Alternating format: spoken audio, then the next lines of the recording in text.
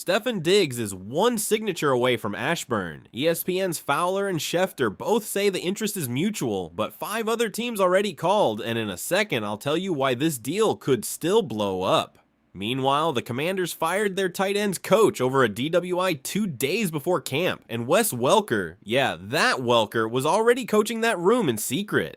And closing it out, undrafted rookie Jaden Bradley is out testing Treylon Burks, with McLaurin personally mentoring him in Ashburn, but we still don't know if that's enough to make the final roster. Raise hail. Okay, let's start with what actually matters. We've spent months talking about the crisis in the Commanders' receiver room, and today there's finally a piece of information that isn't cheap speculation, it's real reporting from people who know what they're talking about. ESPN's Jeremy Fowler literally said that Washington is intriguing to Stefan Diggs, even though at least 5 other teams have already checked in on him, and Adam Schefter, the same Schefter, added that intrigue could be mutual. When 2 of the most connected reporters in the league are saying basically the same thing in the same window of time, that isn't random Twitter speculation, that's smoke with fire underneath it. First, context, because there are people who still don't understand why this is such a big deal. Diggs signed a 3-year deal with the Patriots that functionally worked as a prove-it year after tearing his ACL midway through the 2024 season. And look, not every 32 receiver comes back from a torn ACL and puts up 1,000-yard numbers again. Diggs played all 17 games, finished with 85 receptions, 1,013 yards, and 4 touchdowns, and helped the Patriots reach the Super Bowl. Diggs is a professional who still has gas in the tank, bro, and who also proved he can produce in a secondary role inside a high-level offense. New England cut him because of the cap hit and pending legal issues at the time, not because the guy stopped being able to play. Now, why does Washington make sense for him and him for Washington? Let's go piece by piece, cold analysis, real tactical breakdown. The Commanders' receiver room behind Terry McLaurin is honestly a mess. Bleacher Report named it the biggest weakness on the roster for 2026, and that's not an exaggeration. We've got Treylon Burks, a former first-rounder who still hasn't shown anything consistent. We've got Dyami Brown, a rotational piece coming from Jacksonville. We've got Luke McCaffrey competing for a slot role. And last year's number 2 receiver, along with Zach Ertz, aren't even on the roster anymore. No other receiver hit 20 catches in 2025. Let that sink in again, no other receiver. That's terrifying for an offense that needs Jaden Daniels to get back to his 2024 form. That's exactly where Diggs comes in with perfect logic. We're not talking about asking him to be the number 1 receiver. That job already belongs to Terry McLaurin, and nobody's taking it from him. We're talking about an elite complementary piece, a guy who can line up outside and also work from the slot, giving David Blau, the new offensive coordinator, the flexibility to move pieces around the formation without sacrificing production. Diggs understands short and intermediate routes better than almost any active receiver in the league. He creates natural separation even though he's no longer the fastest man on the field, and he reads zone coverages as well as anyone. In tactical terms, that's exactly what a first-year OC needs. A veteran who makes the correct reads and doesn't need the play drawn up twice on the whiteboard. And there's an emotional layer I can't ignore, bro, because I'm one of those people who believes regional connection actually matters in these decisions. Diggs is a Maryland native. He grew up watching these colors, watching this team, even if it was from the rival side.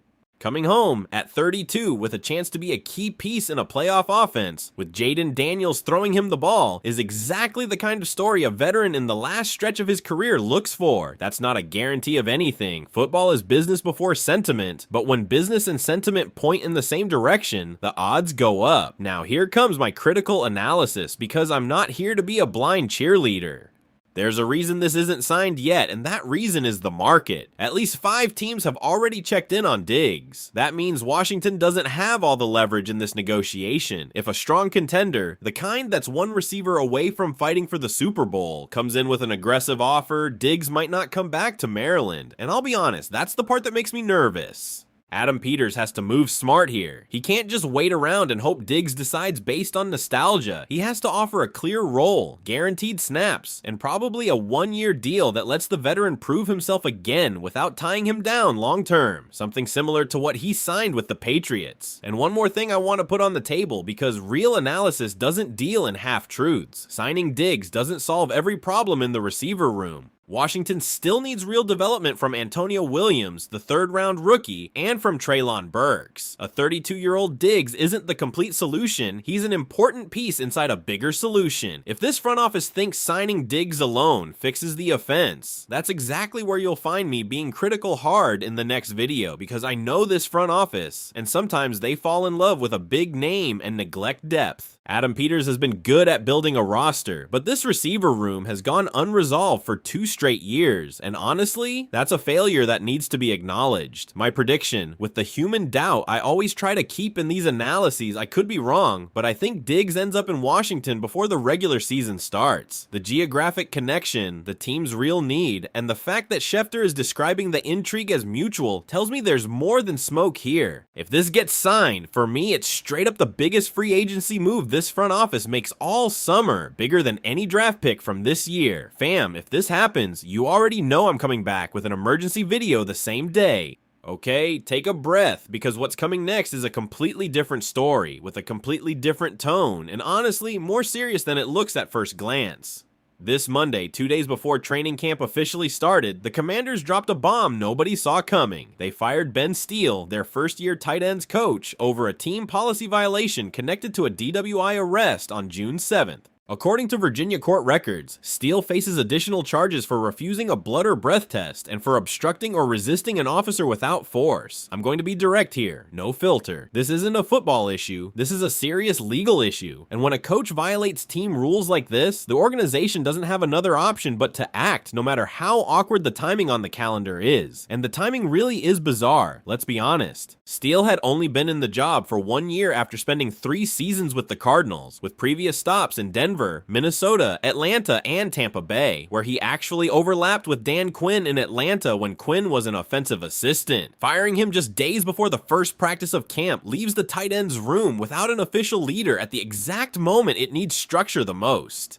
But here's the good news, and that's why this segment isn't pure negative drama. The Commanders already had a plan B running quietly for weeks. Wes Welker, yes, that Wes Welker, 5-time Pro Bowl receiver with the Patriots, had already been working de facto with Washington's tight ends during minicamp while Steele was on administrative leave. A source confirmed Welker ran those sessions. And this isn't coincidence or pure improvisation. Welker has real coaching credentials. He was the receivers coach with the 49ers from 2019 to 2021, and with the Dolphins from 2022 to 2024, always under Mike McDaniel. He joined Washington in 2025 as a personnel analyst, and this year he'd already been formally promoted to a role on the offensive staff. Him now also taking the reins with tight ends, at least on an interim basis, has continuity logic behind it. And here's my tactical take, because I think this is more interesting than people are discussing. Welker worked closely with Deebo Samuel during his time in San Francisco, the same Deebo Samuel that Washington acquired via trade last season. That gives Welker an existing relationship with at least one key piece of this offense, which isn't a small thing 2 weeks before camp starts.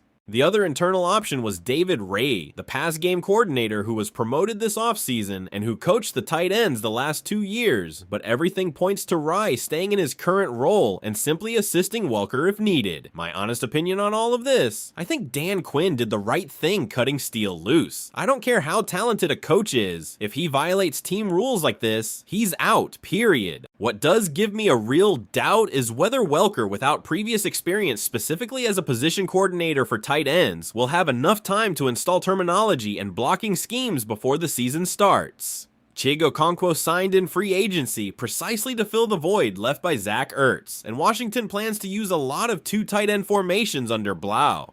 This isn't the best time to have instability in that group, keep it a buck. And to close out this transaction segment, one more piece moved the same Monday. Linebacker Nick Bellore, the 37-year-old special teams ace, was placed on the reserve retired list after 15 seasons in the league. Bellore entered the league as an undrafted free agent in 2011 with the Jets. Went through the 49ers, the Lions, 5 years with the Seahawks where he earned both his Pro Bowl selections, and closed his career with 2 seasons in Washington where he led the team in special teams tackles in both 2024 and 2025. This move was the corresponding transaction for the official signing of cornerback Rasul Douglas. Ballore leaves with 280 career tackles and the respect of the entire locker room, according to reports from several beat reporters who cover the team. The real question now is who absorbs the 338 special team snaps he leaves behind. Jordan McGee, Kane Medrano, and Ali Cajo are the names best positioned, and honestly, Medrano and Cajo directly benefit from having one less competitor in the linebacker room.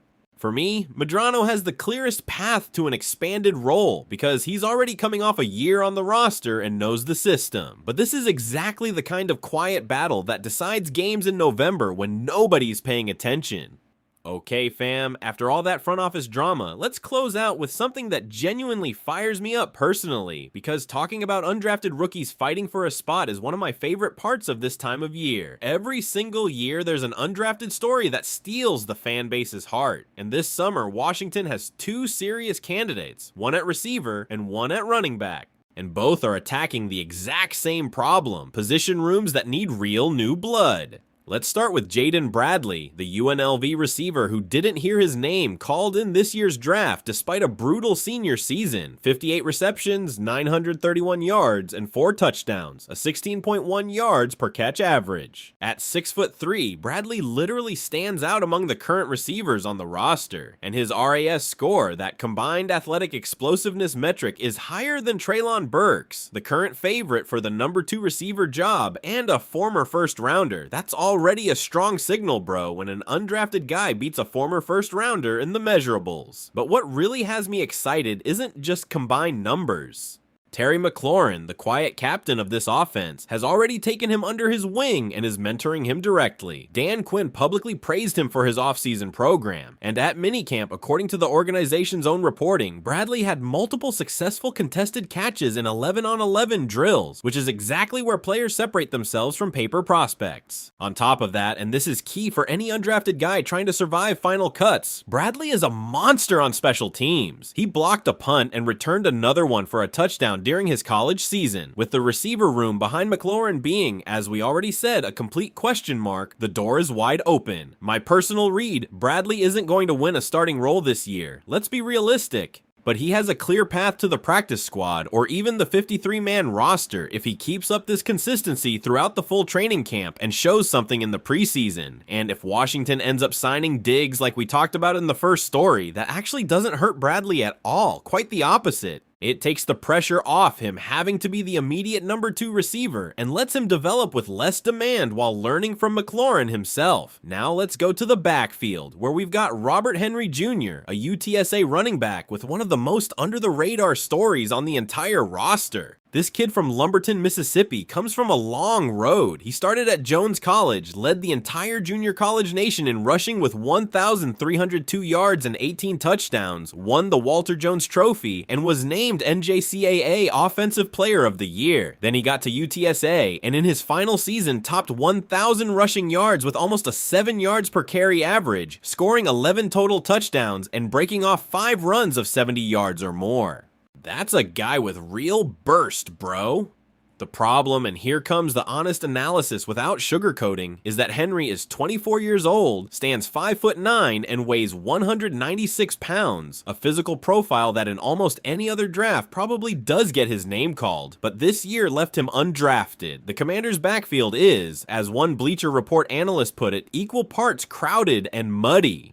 There's already Jackery Krosky Merritt establishing himself as the possible lead option, Jeremy McNichols in his third down role, Rashad White signed in free agency, and Katrin Allen picked in the 6th round of the draft. 6 running backs fighting for what's probably only 3 or 4 real spots. But here's what I like about Henry. The offensive scheme Washington is installing this year leans more zone blocking. And that style of scheme is exactly where his ankle flexibility and his ability to redirect without losing speed shine the most. It's not a coincidence that one analyst already projected him directly onto the 53-man roster before camp even started, when the vast majority of undrafted guys don't even reach that conversation. My honest prediction, and this is a strong opinion on my part, I think Henry doesn't win a spot on the initial roster. The competition is simply too deep, but he earns a practice squad spot as the direct backup to Krosky Merritt, and if there's an early season injury, I wouldn't be shocked at all to see him activated before October. And there you have it, DMV, a day where everything happened at once. A signing that could change the face of the offense, a legal scandal that shook up the coaching staff 2 days before camp, a quiet but meaningful retirement, and 2 undrafted stories that genuinely have me excited about what's coming. Look, I know the DWI segment was heavy, and I'm not gonna soften it just to sound positive. This happened to a real human being, and it also hit an organization at a critical moment.